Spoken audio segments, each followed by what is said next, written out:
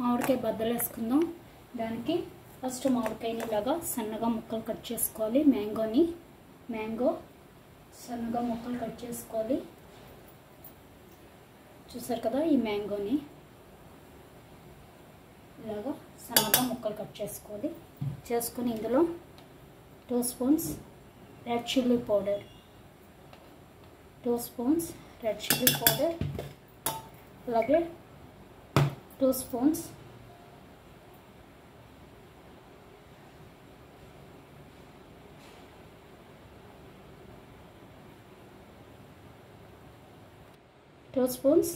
Salt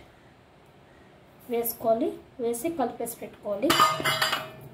ఇలాగా కలిపేసుకోవాలి.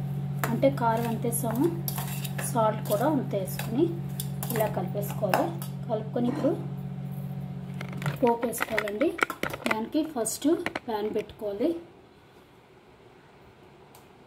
Pan పెట్టుకొని దానిలో స్టవ్ వెలిగించి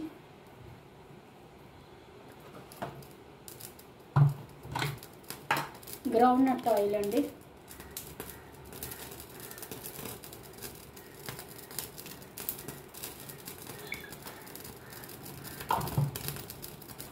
చూసారు కదా, ఇలా రెడ్ చిల్లీ, శనగపప్పు, మినపప్పు, మెంతులు పోపు వేసుకోవాలి. ఇందులో చూసారా పోపు వేగుతుంది. ఇప్పుడు ఇది ఆఫ్ చేసేసి మనం దీనిలో కలిపేసుకోవాలి. దీనిలో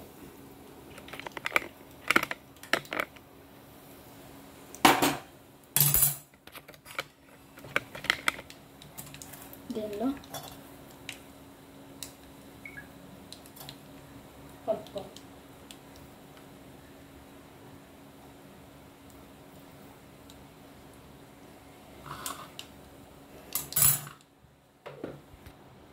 ఇందులో వేసి కలిపేసుకోవాలి.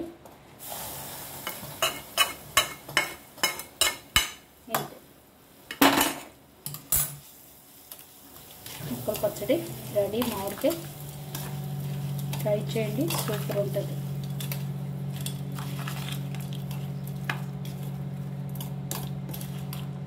చూసారు కదా, సూపర్ కదా, మంచి రెడ్గా భలే ఉంది.